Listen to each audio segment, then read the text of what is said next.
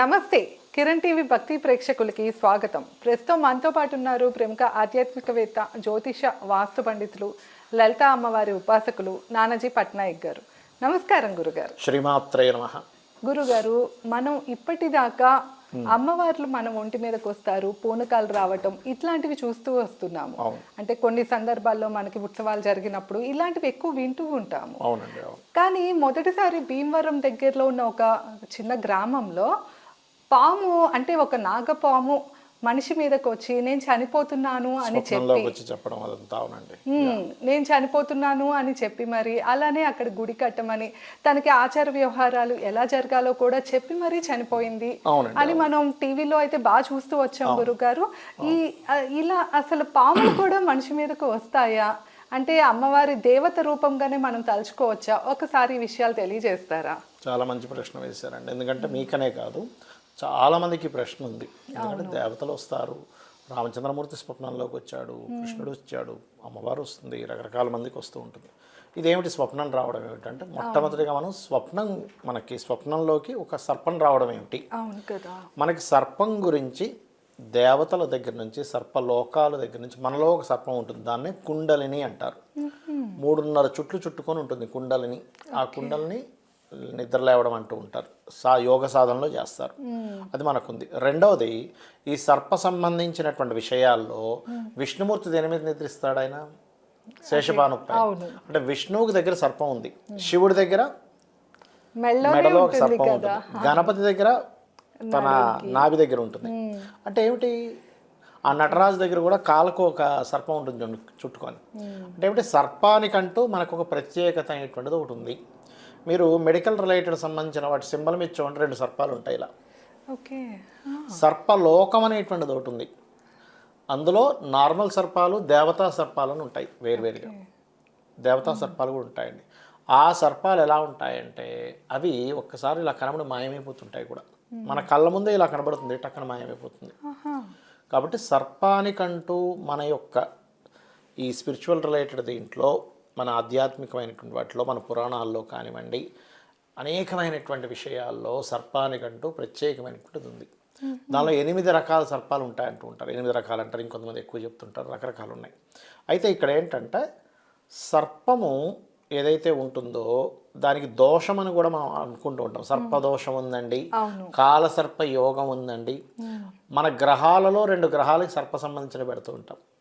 అవునా? అంటే ఏమిటి? సర్పము యొక్క పాత్ర ఎంత ఉంది మనకి? దేవతల దగ్గర ఉంది, లోకం ఉంది, మన లోపల ఉంది, దోషం రూపంలో ఉంది, యోగం రూపంలో ఉంది. ఓకే, అలాంటప్పుడు ఒక సర్పము ఒక వ్యక్తికి వచ్చి ఇలా చేయండి అని చెప్పడంలో ఆశ్చర్యమేమీ లేదు. అయితే ఇక్కడ ఏమైపోతుందంటే, లోకంలో అనేకమైనటువంటి డూప్లికేట్ ఇవి జరుగుతున్నాయి అంతా కూడా. అంటే ఏంటి? కొన్ని మీరు చూడండి, ఫేక్ ఎక్కువ అయ్యేసరికి అందరికీ డౌట్, నిజంగానే వచ్చిందో లేదో. అవును, ఇది ఏమైనా మళ్ళీ ఇక్కడ ఏదైనా భూములు పెరగడానికి కానీ, లేకపోతే ఇక్కడ ఏదైనా గుడి కట్టడానికి కానీ ఏదైనా చేస్తున్నారా? సర్ప సంబంధించినటువంటివి ఎవరికైనా దోషం ఉన్నప్పుడు కనుక మీరు అక్కడ గుడనే కట్టడం అని కాదు, ఏ రావి చెట్టు కిందకి, అంటే రావి చెట్టు ఉంటాయి చూసారు, రావి చెట్లు ఉంటాయి, రావి చెట్టు వేప చెట్లు కలిసి ఉంటాయి టెంపుల్స్లో. అక్కడికి వెళ్ళి కనుక మీరు అక్కడ సర్ప ప్రతిష్ఠ చేసినటువంటి వాటి దగ్గరికి వెళ్ళి ఒక 3 ప్రదక్షిణాలు చేసుకొని, ఒక చెంబులో వాటర్ తీసుకొని అందులో పసుపు కుంకుమ గంధం వేసి 3 ప్రదక్షిణాలు చేసుకుని వాటి మీద వేసినట్లయితే, మనకి చూడండి చాలామంది సర్పదోషం ఉందండి, నా జీవితం ఎందుకో ముందుకెళ్ళట్లేదు అని బాధపడుతూ ఉంటారు. అటువంటి వారికి పెళ్లి అవ్వకపోవడం అంటే ఇది ఎలా ఉంటుందంటే, సర్పదోషం ప్రతిసారి పెళ్లి మీదే చూపించదు. అది ఒక్కొక్క భావనలో ఉంటే ఒక్కొక్క దాని మీద చూపిస్తూ ఉంటుంది. అంటే 7వ స్థానంలో ఉందనుకోండి సర్పదోషం, అప్పుడు పెళ్లి మీద చూపిస్తుంది. లేదా 12వ స్థానంలో ఉందనుకోండి సర్పదోషం, వివాహం తర్వాత ఉండే జీవితం మీద చూపిస్తూ ఉంటుంది. ఆస్ట్రాలజీ ఎలా ఉంటుందంటే, ఒక భావంలో ఏ గ్రహం ఉంది, అది ఏ గ్రహం ఎటువంటి ఫలితాలు ఇస్తుంది అనే దాని మీద చూసుకోవాలి. ఆ రకంగా 4వ స్థానంలో ఉంది, అలాంటి వారు సర్పదోషం 4వ స్థానంలో పడింది అనుకోండి, వారు వాళ్ళ పేరు మీద గృహాలు కానీ వాహనాలు కానీ తీసుకోకూడదు. చిన్నప్పుడు తల్లితో దూరం అవ్వడం జరుగుతూ ఉంటుంది, తల్లి ఆకస్మికంగా మరణించడం జరుగుతుంది. అంటే నేను మీకు ఇంకొక కొత్త విషయం చెప్తాను, ఇప్పుడు నా దగ్గర రికార్డు కూడా ఉంది. అది నేను మొన్న ఒక 3 డేస్ 4 డేస్ బ్యాక్ ఒక జాతకం చెప్పాను.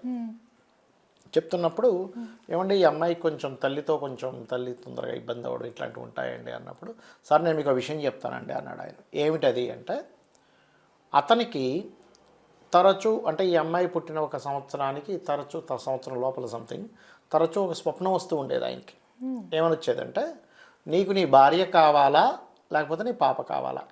ఓ అంటే ఈయన పాప చిన్న పాప మీద బాగా ఇంట్రెస్ట్ ఉంటుంది, నాకు పాప కావాలి అని అడిగేవాడు. అలా 3-4 సార్లు వచ్చిన తర్వాత సడన్గా వీళ్ళిద్దరూ ఒక రోజు బైక్ మీద వెళ్తూ ఉంటే సడన్గా యాక్సిడెంట్ చనిపోయింది వాళ్ళ భార్య. ఓకే. తర్వాత ఇంకో వివాహం చేసుకున్నాడు అనుకోండి. అంటే ఏమిటి, కొన్నిసార్లు మన జీవితంలో జరిగేటువంటి విషయాలే మనకు స్వప్నంలో వస్తూ ఉంటాయి. ఓకే. అది నా దగ్గర రికార్డు ఉంది, వినిపిస్తాను కావాలండి మీకు ఇప్పుడు. అలాంటిది దేవతా సంబంధం కలిగి ఉన్నటువంటి సర్పం అనేటువంటిది. కాబట్టి ఆ సర్పము స్వప్నంలోకి ఎవరికైనా రావడం అనేటువంటిది, అది కూడా దేవతా సంబంధించిన సర్పాలు వస్తాయి, అన్నీ రావు. అయితే ఎవరైనా కావాలని ఇప్పుడు ఇలా జరిగింది కదా, మనం ఇంకో దగ్గర కూడా ఇలాంటి డ్రామా ఒకటి ఆడదాము, ఓ సర్పం వచ్చిందని చెప్పేద్దాం, ఒక ఇదేదో కట్టేద్దాము, ఏదో ఒక సర్పాన్ని చంపేసి ఇదిగో ఇది చేసిందని చెప్దామని ఎవరైనా కనుక ప్లానెడ్గా చేస్తే వాళ్ళకి ఎలా అంటే, ఇప్పుడు దేవతా సంబంధించిన మోసాలు ఉంటాయి కొన్ని. అంటే ఇవి వాళ్ళకి మాత్రమే కాదు, వాళ్ళ వంశానికి మొత్తం దెబ్బపడుతుందండి. సర్ప అనుగ్రహం ఉంటే, మా చిన్నప్పుడు మా తాతయ్య గారు చెప్పేవారు, కొంతమంది మహానుభావులు గట, అంటే చాలా గొప్ప వాళ్ళకి చిన్నగా ఉన్నప్పుడు సర్పం వచ్చి వాళ్ళ తల మీద ఇలాగా పెట్టి వెళ్ళిపోయింది, రావాడికి అలా అయిందంట, రావాడు చాలా గొప్పవాడు అవుతాడు అనేవారు. అంటే ఏమిటి, సర్ప సంబంధించినటువంటి యోగము ఉంటుంది, సర్ప సంబంధించిన దోషము ఉంటుంది మన దాంట్లో. అందుకే నాగుల చవితి కూడా చేసుకుంటాం. సర్పానికంటే ఒక పండగ ఉంది, అవును, నాగుల పంచమి చేసుకుంటాం. అవును. కాబట్టి ఏంటంటే మన మన సనాతన ధర్మంలో మన పండగల్లో వాటిలో సర్ప సంబంధించినటువంటిది ఆరాధన అనేటువంటిది ఉంది. సర్పం ప్రతి దేవత దగ్గర ఉంటుంది. కాబట్టి సర్ప సంబంధించినటువంటి రావడంలో ఏమీ ఆశ్చర్యం లేదు. నేను ఆల్రెడీ మీరు చెప్పింది ఏదైతే ఉన్నారో విన్నాను నేను. అది ఇంకోటి ఏంటంటే పసుపు నీళ్ళు వేయండి, ఎందుకంటే సర్పాన్ని కనుక పొరపాటున చచ్చిపోతే ఎలాగైతే మనిషికి దహన సంస్కారాలు చేస్తారో అదే విధంగా చేస్తారు దానికి. ఆ రకంగా చేసే ఇది ఉంది. ఎవరైనా పొరపాటును చంపేశారు, దానికి చాలా పెద్ద శాంతి ప్రక్రియ చేస్తారు. గురుగారు, ఇప్పుడు మనకి ఒక్కొక్కసారి ఏంటంటే జ్యోతిష్యంలో కానీ ఇలా వింటూ ఉంటాం, ఎవరికైనా పెళ్ళిళ్ళలో ఇట్లా చూపించుకున్నా ఇలాగా కాలసర్ప దోషం ఉంది, సో కాళహస్తిలో గాన చేస్తూ ఉంటారు కదా, అలా అందరికీ అంటే ఒకటే పరిహారం ఉంటుందా లేకపోతే వేరు వేరు ఉంటుందా? అంటే మీరు ఇందాక చెప్పారు కదా వేరే వేరే బట్టి మార్పు వస్తుంది అండి. ఇక్కడ మీకు ఒక క్లారిటీ ఇస్తాను. మనకి ఎక్కడ ఏ మహర్షి కూడా కాలసర్ప యోగాన్ని జన్మజాతకానికి అప్లై చేసుకోమని చెప్పలే. ఇది ట్రూ. కావాలంటే నేను మీకు చూపిస్తానండి మీకు. ఎందుకంటే కాలసర్ప యోగం అనేటువంటిది ఉంది. దేనికి ఉంది? దేశకాల గోచారాలకు ఉంది. అంటే ఈ దేశంలో ఇలాంటివి వస్తాయి. ఇప్పుడు హీరోసీమ నాగసాకి మీద బాంబు పేలుడు అయింది. సర్ప సంబంధించిన కాంబినేషన్ ఒకటి వచ్చింది అక్కడ. ఇది ఆ దేశం మీద జరగడానికి మిథున రాశిలో శని ఉన్నప్పుడు వెనకాతల కుజుడు ముందుని రవి ఉండి మీరు ఆ యొక్క కూర్మచక్రాన్ని కనుక వేసినట్లయితే సరిగ్గా జపాన్ అనేటువంటి దేశం ఏ నక్షత్రాలకు సంబంధం ఉందో ఆ నక్షత్రాలకు శని వచ్చి అక్కడ ఒక కాంబినేషన్ ఏర్పడింది. అంటే ఇప్పుడు ఈ కాలానికి సంబంధించిన కరెక్ట్ క్యాచ్ చేశారు మీరు. కాలానికి సంబంధించినటువంటి అంశాలు ఏవైతే ఉన్నాయో వాటిని గణనం చేయడానికి కాలసర్పయోగం. జన్మజాతకానికి కాదు. నార్మల్ సర్పదోషాలు ఉంటాయి. శని రాహువులు కలయిక, కుజ బుధులు కలయిక, కుజ శని కలయిక, కుజ రాహువుల కలయిక, రవి రాహువుల కలయిక. రవి రాహు కలయిక ఏంటంటే సర్పయోగము, సర్పదోషము మరియు పితృదోషం రెండు ఇస్తుంది. ఇలాగా దట్ ఈస్ డిఫరెంట్ కేస్.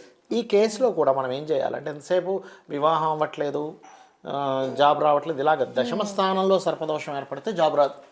అంటే జాబ్ వచ్చినా కూడా ఎదగలేకపోతుంటాడు, ఇబ్బంది పడుతూ ఉంటాడు. లాభస్థానంలో సర్పదోషం వచ్చిందనుకోండి, వ్యాపారం సరిగ్గా సాగదు. అంటే ఏదో వ్యాపారం పెడతాడు, పాపం వ్యాపారంలో వాళ్ళంతా కష్టాలు పడిపోతూ ఉంటాడు. అలాగే ఒక వ్యక్తికి ధనస్థానం మీద వచ్చిందనుకోండి, ఎప్పుడు ధనానికి ఇబ్బంది. అప్పుడు ఏం చేయాలి? ఏం భయపడక్కర్లే. పలానా సర్పదోషం ఉంది అనగానే అయ్యో సర్పదోషం ఉందా నా జీవితం ఎలా అయిపోతుంది, ఏం కాదు. దానికోసం జ్యోతిష్శాస్త్రం కాదు. నీకు జ్యోతిష్శాస్త్రం ఎందుకు ఉంది అంటే ఒక వైద్యశాస్త్రం లాగే మనం దీన్ని ఎలాగా అధిగమించాలి, దీనికి మరి లక్షలు ఖర్చు పెట్టాలంటే వేలు ఖర్చు పెట్టాలి, ఏమీ అక్కర్లే. ఇది కలియుగము. కలియుగంలో నామస్మరణ చాలా గొప్పది. ఇప్పుడు మీరు చక్కగా రావి చెట్టు ఇందాక నేను చెప్పాను చూసారు రెమెడీ, ఆ రకంగా చెంబులో చక్కగా నీళ్లు తీసుకొని అందులో పసుపు కుంకుమ గంధం వేసి చక్కగా కలిపి భక్తి శ్రద్ధలతో ఎవరైతే వాటి చుట్టూ ఒక 3 ప్రదక్షిణాలు చేసుకుని రావి చెట్టు కింద కనుక వేసినట్లయితే బ్రహ్మ విష్ణు రుద్రుల యొక్క అనుగ్రహం కలుగుతుంది, సర్పానుగ్రహం కలుగుతుంది. ఎప్పుడైతే మీకు సర్ప అనుగ్రహం కలిగిందో దోషం పోయినట్టేగా. కాబట్టి టెన్షన్ ఏం పడక్కర్లేదు. ఓకే గురుగారు. సో విన్నారు కదా, అంటే మనకి నాగదేవత కూడా ఒంటి మీదకి వస్తుంది, అలానే ఇట్లాంటి మహిమలు కూడా మనం చూస్తూనే ఉంటాము. ఇంకా మీకు ఏమైనా సందేహాలు ఉన్నా, లేకపోతే ఎలాంటి సమస్యతో ఇబ్బంది పడుతున్నా గురుగారిని సంప్రదించాలి అంటే కింద గురుగారు నెంబర్ ఇస్తున్నాం, తప్పకుండా కాంటాక్ట్ అవ్వచ్చు. ధన్యవాదాలు. నమస్కారం. శ్రీమాత్రే నమః.